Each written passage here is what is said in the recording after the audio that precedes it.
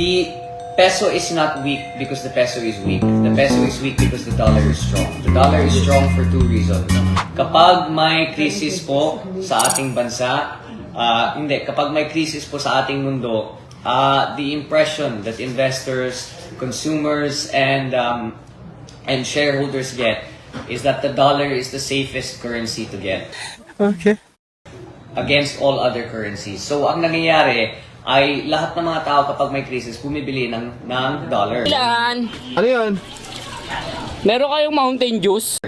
Kapag binibili yung dollar, ang demanda ng dollar tumataas. Which means, against other currencies, it becomes stronger. Now, kung nakikita mo ang trend ng USD sa trend ng mga iba't ibang currency, ang British Pound, ang Euro, ang Yen, ang Yuan, ang trend po ay ang dollar gumaganon.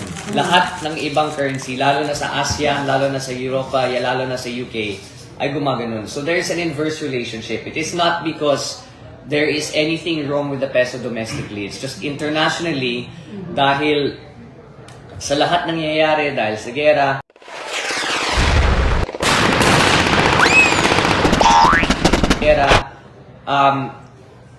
ang peso ay humihina against the dollar.